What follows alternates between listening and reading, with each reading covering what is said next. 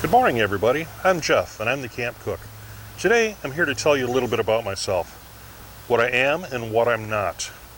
First of all, I want to tell you what I'm not. I'm not a cowboy cook. Never have been, never will be.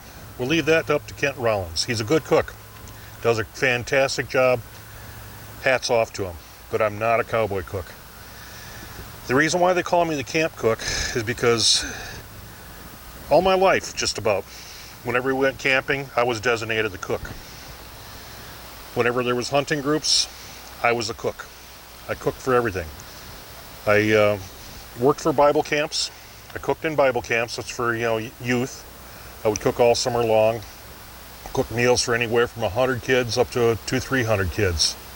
Did it all solo. That's the way I preferred. I did hunting camps, professional hunting camps. And those aren't like what a lot of people think. It's a lot of city slickers that come in and they go hunting and I prepare the food for them. And the food that I prepared for them may have been wild game, but it was sourced through a commercial outlet. That's the law. You can't cook their game for them. So that's how that works.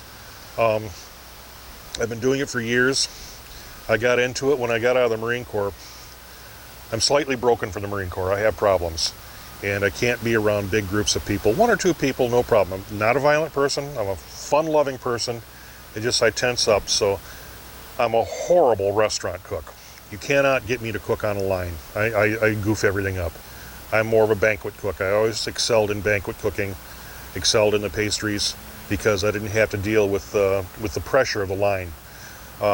Those of you who are cooks and chefs out there, I think you'll understand. Not everybody fits in on a line. I did not fit in on a line. That's where they always tried to push me. But nevertheless, I was pretty much a loner and wanted to run the show myself. So I got into camp cooking because they don't have a staff. Most of the camps, Boy Scout camps and things like that, you're usually the solo one in the kitchen. You'll get a little help from the kids now and then, but for the most part, you're on your own, and that's the way I like it. I don't tense up that way because of what I have. I have PTSD. I had something happen to me in the Marine Corps. I wasn't in there very long. I had a traumatic brain injury from an attack. Somebody jumped me, and I was damaged. I've had social problems ever since, and so I cook. As far as camp cooking, cowboy cooking, the closest I ever got to that was working for a hotel resort out in Arizona. They had a static display of a chuck wagon. We didn't use a chuck wagon. We had all these city slickers would come out and would want to play cowboy for a day or a night or something like that. And we'd bring out all of our equipment. I used Magicator. I used Magicator equipment, Viking. All that stuff was all portable. We brought it out in a portable kitchen.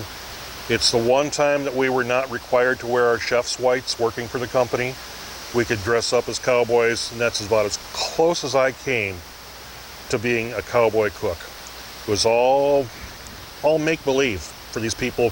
They'd get their little stuffed toy from the mascot from the hotel. They'd get that to sleep with at night, and it was kind of comical, but hey, they got to do it. They paid the money. I got paid my paycheck.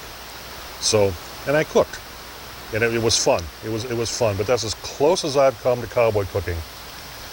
I have other areas of my life that are Western. I make leather goods. I make custom guns, custom gun holsters, Western style gun holsters and belts that I try and sell on the side. I really got to be careful on that because I don't want to get in trouble with them. I'm on disability, and when you're on disability, you're not allowed to work. You're not allowed to sell anything, especially with the new IRS rules, $600 a year. I'll be glad when I turn 65 in February. It's now October of 2023. I'll turn 65 February 2024, and it'll be much, much better for me. So come February 2024, I'll be turning 65. I'll be able to sell my goods. I'm not going to be selling any seasonings or anything like that, but I will be selling my cutting boards that I make. I do woodworking as well. I keep myself busy. I'm a beekeeper. I do woodworking. I do the leather working. I target shoot. There's many things I do to control my PTSD. I'm not a violent type of PTSD, but I've got a lot of experience in cooking because of it. It's the one thing I enjoy is the cooking, and that settles me down. So I've got a lot of recipes that I used to use in the camps. These were recipes that were for 100 people, 200 people, and I cut them down to have the normal person be able to use them. And that's why I'm here on my channel, to teach you what I know. Not to play cowboy, because I'm not a cowboy. I'm not a cowboy cook. I have my coffee. I drink Folgers. Yes, I do put sugar and milk in it. That Nido Nestle brand milk in the yellow can, fantastic. I don't drink my coffee black. Never will. Never have. Couldn't stand the taste of it. But so, pretty much a normal person. I live in the rural area, rural city of DeKalb, Illinois. It's home of Northern Illinois University. Yeah, it's a college town. It's very quiet. College towns aren't as wild as what people try to make them out to be. I go to a good church next town over, Bethel Assembly of God. Yes, folks, I am a Christian. I went to school in Phoenix, Arizona. Through Phoenix First Assembly, they had a program called Master's Commission. It's changed drastically from when I was in there. It's more glitz and glamour now. When I was in there, it was very serious study. But that's where I graduated from for my ministry. I don't practice ministry anymore. Well, yeah, I do, but I'm not a pastor, put it that way. When I was in Phoenix, I spent a lot of time in the desert. Did a lot of cooking in the desert with groups of people. I would hire out. I needed to have extra cash, so on the sly, without my superiors knowing, I'd go out and I'd hire out on a Saturday evening after all of our work was done, and I would cook for small groups who wanted to have around a campfire and stuff. But that's not cowboy cooking. It's not at all. It's just camp cooking. I've got like 40 years experience in cooking in different areas. I'm not the best. I will never say that I'm the best, but I enjoy what I do. I like teaching people, and that's it. That's me. So like and subscribe, please, and share it. Please share my channel with others. I'm new here on YouTube. I tried getting going 4 years ago, but I couldn't figure out the software. And then when I did get something made, it was like a 1950s Japanese Godzilla movie. Those of you who are my age understand. The lips would move and the sound would come out 2 or 3 seconds later. I've upgraded to iMacs now. I have an iMac computer that I use. It's far better than Windows as far as I'm concerned. I use DaVinci Resolve. It was so easy to learn. DaVinci is one of the top, probably the top editing program now, and it's free. This is not a paid program, not a paid promotion. I'm just telling you what I went through. So here finally, COVID hit. Couldn't do anything. I got sick. I got COVID 3 times. Had a hip replacement, all in 3 years' time, and I've had multiple heart attacks since I had COVID, all because of blood clotting. So I'm doing what I can. It's the end of the season here now. I'm going to start cleaning up. I'm going to move into my indoor kitchen, not my family kitchen. I have a separate kitchen inside my house that it's all commercial equipment, stuff that I use while I was in the industry, and I'll move my kitchen, move my videos into there and show you how to do stuff in there. Do I know how to cook with cast iron, with Dutch ovens? Yeah, I do. I wholeheartedly know how to cook with them. It just, you'll see very, very seldom will you see me doing anything with a Dutch iron, Dutch oven. You'll see me cooking with cast iron all the time. But I just don't cook over fires anymore. For one reason, since I had COVID, the smoke affects me. The smoke gets me sick, very sick. So you won't see me bending over a fire. Very, very seldom will you see me bending over a fire. Afraid I'll fall down into it anyway. But see, anything else? I'm married. I got a daughter. Been married for 36 years now. Met my wife, asked her to marry me 24 hours later, and then 9 months later we got married, and a year later we conceived our daughter. Very good woman. She's from Bolivia. A lot of you people see that death road on TV. The death road, whatever it is, in South America and Bolivia. She lived on that. She lived at the end of it, traveled it every week. She laughs about it. She tells me how it is. My dad was a Marine. My dad was also a police officer. Raised me very well. You'll see things in my cooking that are, I'll have a lot of Belgian influence because my grandfather was born in Belgium. I don't know what country it's in now, but he was born in Nijmegen. One day it was in Netherlands, the next day it was in Belgium, then it was in Netherlands, then it was in Belgium, depending on what day of the week it was and who was at war as to who owned the city. But my grandfather did a lot of cooking because he was primarily, most of his life, he was a widower. His wife was murdered in 1929 in a rum raid. You can look it up, Lillian D. King, 1929. They had a false tip and they came in, attacked his house, and shot my grandmother point blank with a shotgun 12 feet away from my dad. So my dad and my grandfather pretty much grew up, my dad grew up without a mom, put it that way. So my grandfather did a lot of the cooking. And he taught my dad, but my grandfather taught me how to cook. And I have a lot of Belgian influence. I lost my grandfather and my dad both in 1975. My grandfather died October. My dad died in December of 1975. I was 16 years old and totally lost. I went into the Marine Corps. Like I say, I got jumped by somebody who didn't like, put it this way, we were a different shade of green. And so I was discharged out of the Marine Corps for the traumatic brain injury.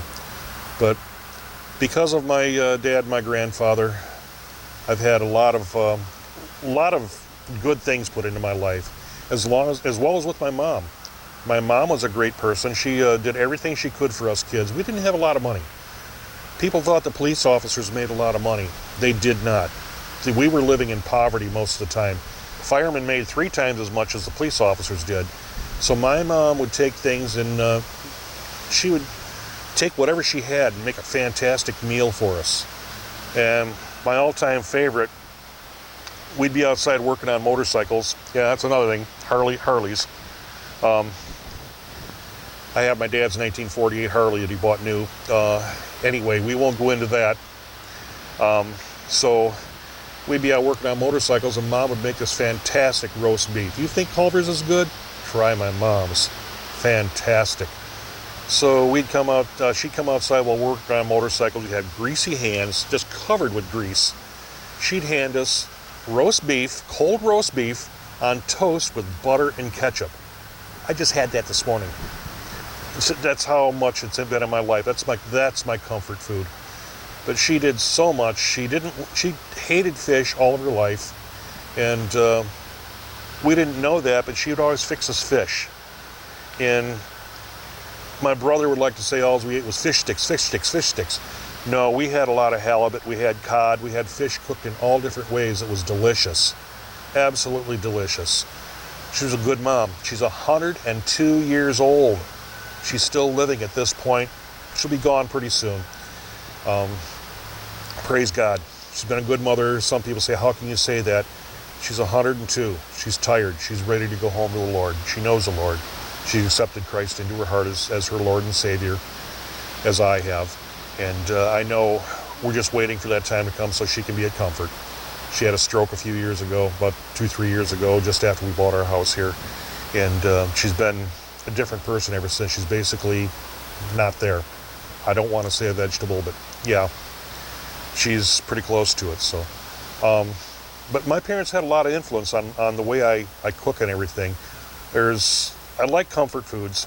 I like the old recipes. I really don't like the new styles. Excuse me. I really don't like the new style stuff, the bold, spicy flavor. They put so much spice in things these days that you really don't enjoy the food. You don't enjoy it at all.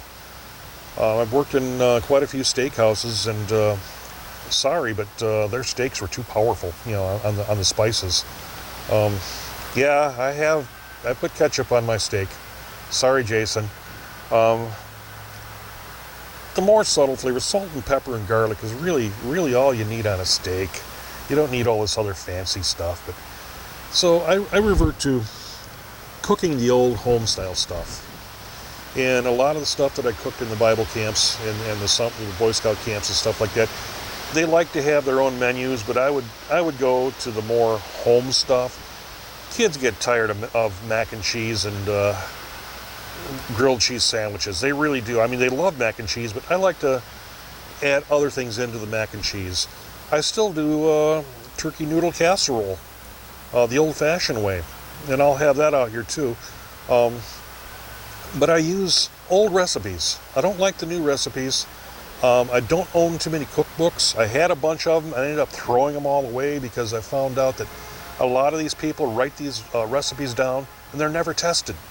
They sound good up here, but when you get it to the plate, it's totally different.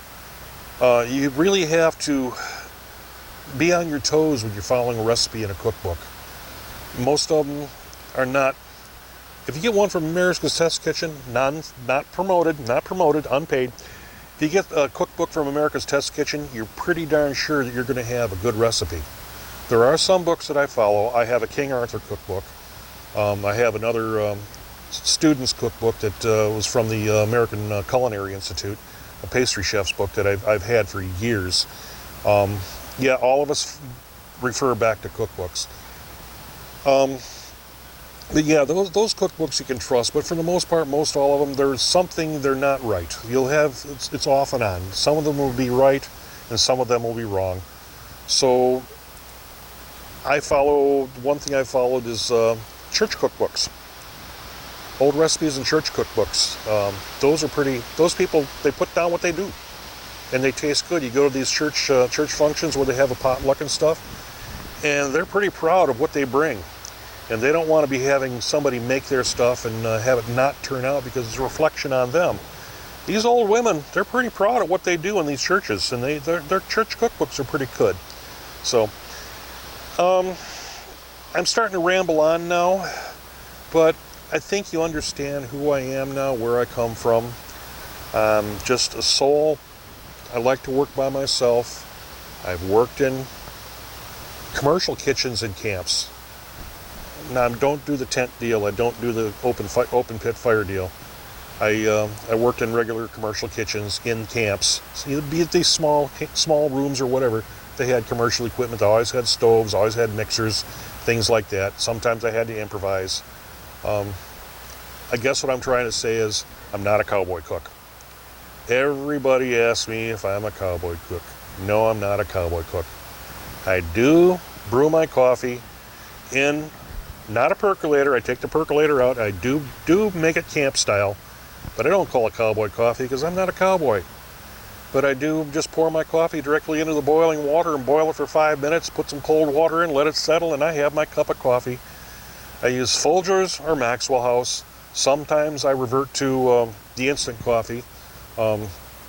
Nescafe, I'll have that. I guess they call it Taster's Choice now, or vice versa, whatever. One bought out the other, and now they changed names out of it. That's the instant coffee I use. Folgers, Maxwell House. That's about it. I don't like the strong coffees. So, yeah, not a yuppie, not a cowboy. Someplace in between. No, I don't want to say yuppie at all. Just a normal person who loves to cook and loves to teach. With that, folks, I want to say thank you, and God bless, and Christ be with you always. And I also want to say hats off to my friends over at the Hines Veterans Hospital. I have some fantastic support over there from some friends up on surgical ICU on the second floor, Joe Padilla, who is good friends with me. He's a retired major from, was in the Marine Corps, then he went over to the Army, retired as a major in the Army in a medical unit.